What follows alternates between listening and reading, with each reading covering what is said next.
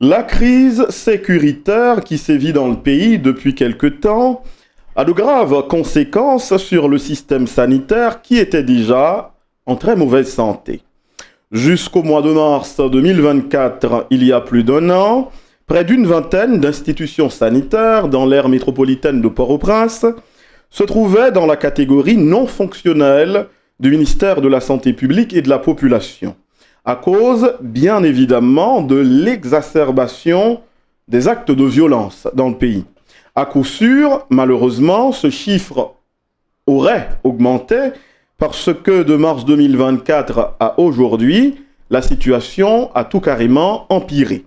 Voilà pourquoi à Agora, aujourd'hui, on s'intéresse à la fermeture des hôpitaux publics avec cette question spécifique, en se posant cette question spécifique, quels enjeux pour la population et pour les professionnels de santé. Notre invité conférencier, c'est Esdras Paul, qui est étudiant à la faculté de médecine. Bonjour et bienvenue. Bonjour Georges, bonjour aux téléspectateurs, bonjour aux internautes, aux panélistes ici présents, à tous ceux qui nous écoutent et qui nous suivent. Salutations spéciales à la communauté estudiantine de la faculté de médecine et de pharmacie. Salutations spéciales également au peuple haïtien tout entier, notamment aux déplacés qui se trouvent dans les camps de réfugiés, on le sait tous, qui traversent un moment difficile. Je vous dis force et courage et des moments meilleurs sont à venir. Aujourd'hui, on parle santé avec un aspect particulier sur la fermeture des hôpitaux publics et cette question de fond. Quels enjeux pour la population et les professionnels de santé en Haïti? Esdras Paul est notre invité conférencier. Je vous passe le verbe, Esdras. Oui, Georges.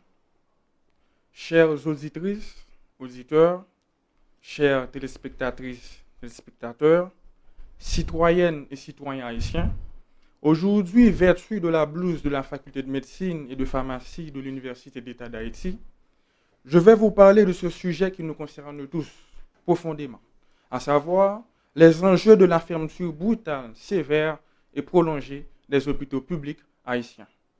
Je ne suis pas ici pour vous transmettre ou pour vous rapporter une simple nouvelle, une simple information, mais plutôt pour lancer un cri d'alarme, un signal de détresse, pour partager avec vous tout au long de ce débat ma profonde inquiétude face à l'évolution mortifère de la situation actuelle.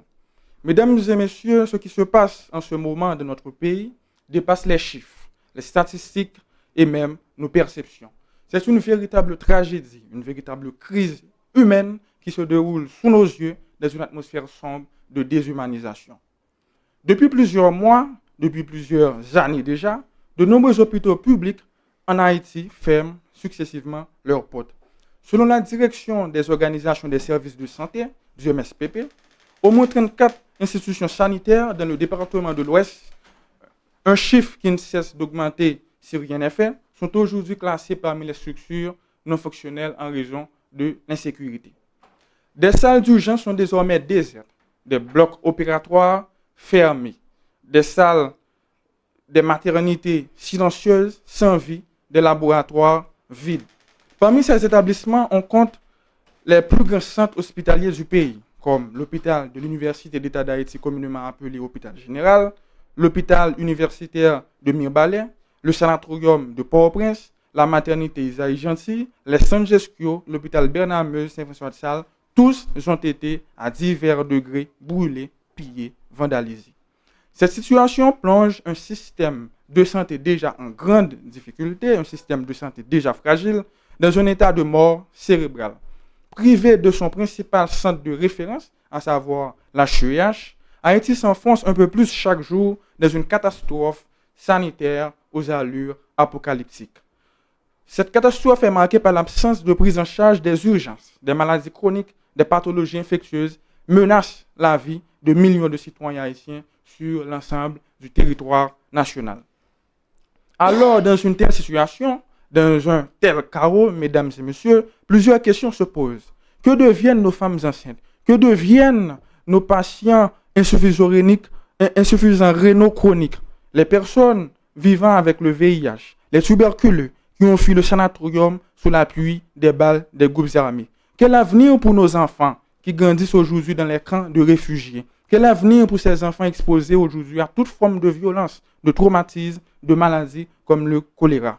L'État haïtien s'est-il jamais soucié réellement du bien-être collectif de ses citoyens? Et Haïti, notre mère, notre chère patrie, n'est-elle pas en train de nous d'avorter nos vies, nos rêves et nos projets? Mesdames et messieurs, c'est dans ce contexte alarmant que nous allons réfléchir ensemble au rôle, à la place et à l'importance des hôpitaux publics, en particulier l'hôpital de l'Université d'État d'Haïti, de notre système de santé. Nous verrons aussi l'impact et les enjeux dramatiques de leur fermeture prolongée sur la population et les professionnels de santé. Comment l'insécurité généralisée constitue-t-elle le moteur silencieux du naufrage du système sanitaire haïtien? Et surtout, ce que nous pouvons encore faire pour éviter l'irréparable, pour éviter l'irrémédiable. À présent, nous allons parler du rôle, de la place et l'importance des hôpitaux publics dans le système haïtien. Le système de santé haïtien est organisé comme une grande pyramide, composée de 3 niveaux qui travaillent ensemble pour répondre aux besoins des citoyens des campagnes les plus éloignées jusqu'aux plus grandes villes. À la base de cette pyramide, mesdames et messieurs, nous trouvons les services de santé de premier niveau, c'est-à-dire les structures les plus proches des communautés. Ces centres de santé offrent des soins primaires, consultation médicale, vaccination, soins prénataux, prévention des maladies, éducation sanitaire. C'est à ce niveau que beaucoup de citoyens haïtiens font leur premier contact avec le système de santé national, souvent dans les petites sections communales. Au-dessus, nous avons le deuxième niveau. Au niveau de ce niveau, nous avons les hôpitaux départementaux qui se trouvent dans les principales villes des départements, c'est-à-dire les villes chefs-lieux de chaque département. Ces hôpitaux offrent des soins plus spécialisés grâce à la présence de médecins spécialistes, d'équipements chirurgicaux, de laboratoires et de services d'urgence. Ce sont eux qui prennent en charge les cas trop complexes pour les centres de santé de base et du premier niveau. Enfin, au sommet de la pyramide, nous avons les hôpitaux universitaires comme l'hôpital général, le plus grand et le plus ancien hôpital universitaire du pays, qui se trouve au cœur de la capitale à Port-au-Prince. Cet hôpital joue un rôle central. Non seulement il soigne des milliers de patients chaque année, mais il forme aussi la nouvelle génération de médecins, d'infirmières, de sages-femmes et de professionnels de santé pour notre pays. À la différence des autres hôpitaux universitaires, comme l'hôpital universitaire de Mirebalais, l'hôpital universitaire La Pierre del Matendois, la CHUH abrite des services clés de référence nationale, tels que l'otorhinolaryngologie, l'ORL, l'ophtalmologie, la néonatologie, les soins au grand brûlé, la dermatologie, l'urologie, la dialyse, etc. En outre, la CHUH, comme principal centre hospitalo-universitaire du pays, participe en compagnie d'instances étrangères à la recherche médicale locale, notamment sur des problématiques comme le VIH-Sida, la tuberculose, la malaria, l'hypertension artérielle, l'insuffisance rénale, ainsi que la mortalité maternelle et infantile. Ces recherches sont très importantes parce que ces recherches contribuent à une meilleure compréhension et la gestion des maladies dans le contexte médical haïtien, c'est-à-dire accommoder les standards internationaux à la réalité médicale haïtienne. Mais la CHUH n'est pas seule dans ce travail. À ses côtés, de nombreux autres hôpitaux publics jouent un rôle crucial. L'hôpital universitaire Justinien au Cap, l'hôpital universitaire de Mirebalais, l'hôpital Saint-Nicolas à Saint-Marc, l'hôpital des Gonaïves, celui des Cailles, de Jacmel, l'hôpital Saint-Michel et bien d'autres encore. Ces établissements soignent des milliers de personnes chaque mois malgré des moyens souvent limités. Ces hôpitaux, malgré de nombreux défis, offraient de soins abordables à des centaines de milliers de citoyens haïtiens parmi les plus démunis. Aujourd'hui, à cause de l'insécurité généralisée qui s'est disséminée dans le pays, eh bien, les éléments de ce système fragile tombent l'un après l'autre et la population en paie le prix, souvent les plus démunis de leur vie. Maintenant, nous allons voir quels sont les impacts, quels sont les enjeux de la fermeture prolongée de ces hôpitaux publics sur la population, ensuite sur les professionnels de santé et les futurs professionnels de santé. La fermeture brutale de l'hôpital de l'Université d'État d'Haïti, l'hôpital général, en février 2024, plus précisément le 29 février 2024, a marqué un tournant dramatique dans l'effondrement progressif du système hospitalier public en Haïti.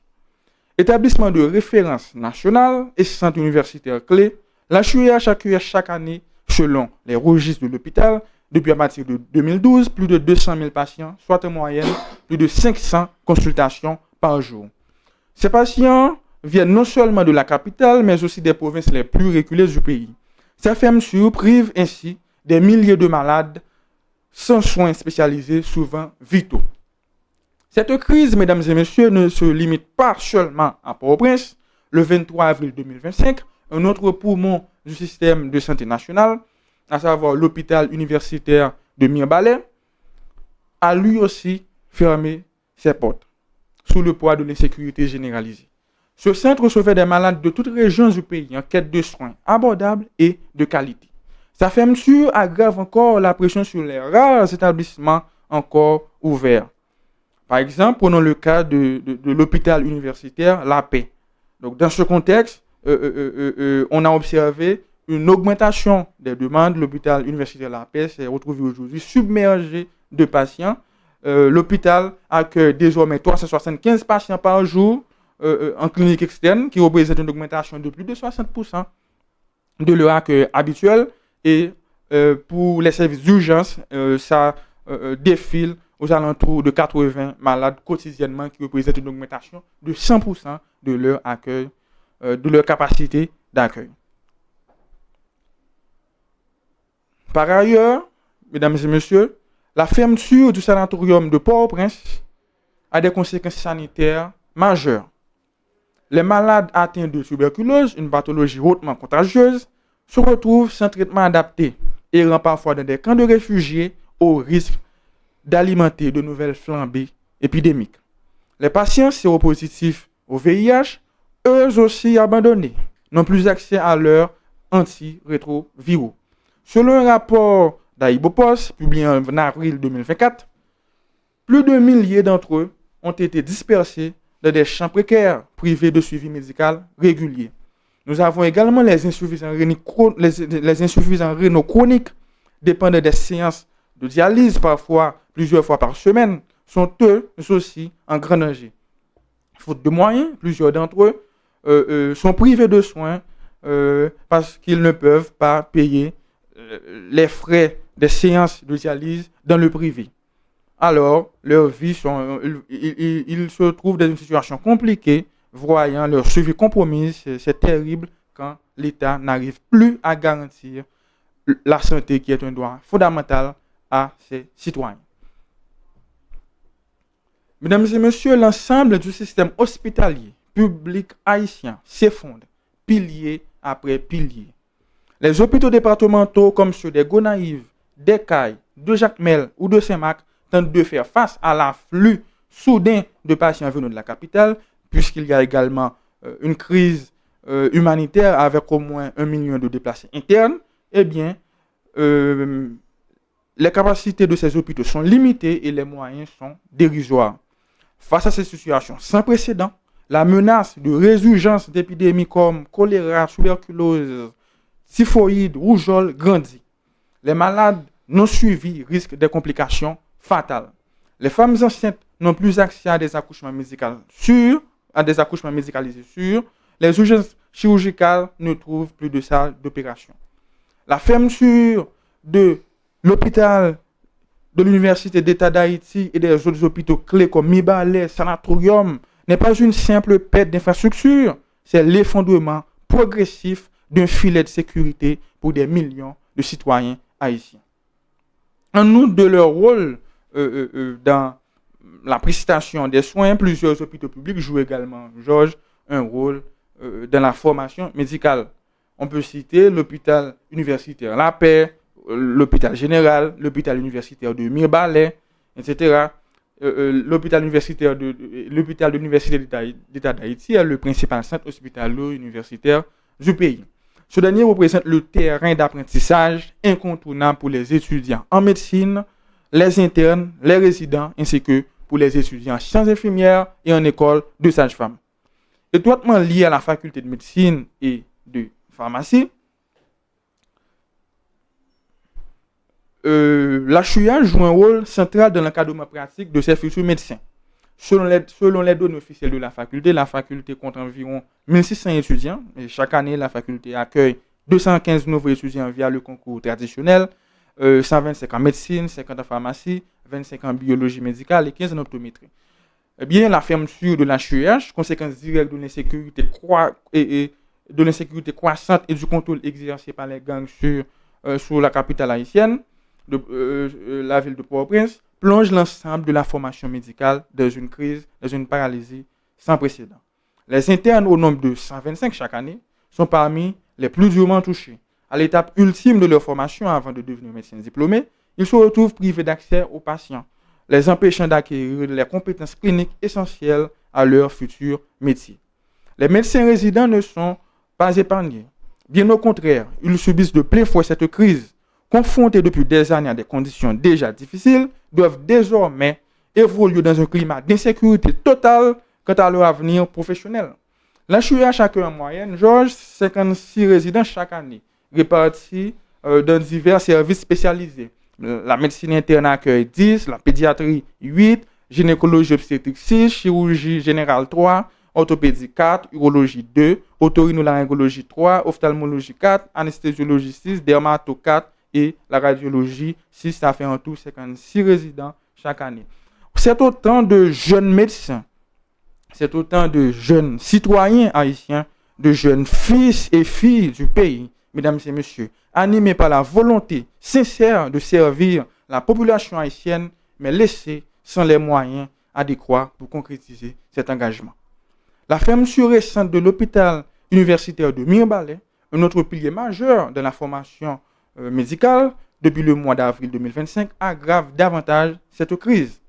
Cet établissement recevait non seulement des milliers de patients de tout le pays, mais offrait aussi un terrain d'apprentissage précieux pour de jeunes professionnels de santé. Si cette situation perdure, les enjeux et les impacts, les conséquences seront très lourds. Haïti risque de voir émerger une génération de médecins brisés avec des conséquences dramatiques à court et à long terme. Premièrement, une baisse marquée de la qualité de soins prodiguée à la population, mettant en danger la vie des patients. Deuxièmement, une aggravation de la fuite des cerveaux médicaux vers l'étranger, ce qui va amplifier davantage la pénurie déjà critique des professionnels de santé qualifiés. Troisièmement, l'enracinement d'une crise sanitaire durable, car aucun système de santé ne peut survivre sans médecins bien formés et pleinement qualifiés. Face à cette menace, des mesures urgentes s'imposent pour sauvegarder l'avenir de la formation médicale, garantir la relève des professionnels de santé et éviter un effondrement définitif du système hospitalier national. Mesdames et messieurs, à présent, nous allons voir comment l'insécurité constitue un obstacle à la fois à la santé et à la vie en Haïti. En plus des attaques contre les établissements hospitaliers publics et privés, l'insécurité généralisée vise également les personnels soignants. Des cas d'enlèvement, de menaces, d'assassinat se multiplient, contraignant beaucoup à fuir le pays. Selon l'association médicale haïtienne, l'AMH, plus de 30 médecins ont été kidnappés entre janvier 2022 et mars 2023. Dans un pays qui ne compte que 6,5 professionnels de santé pour 10 000 habitants, bien en dessous des normes de l'OMS qui recommande 25 professionnels de santé pour 10 000 habitants.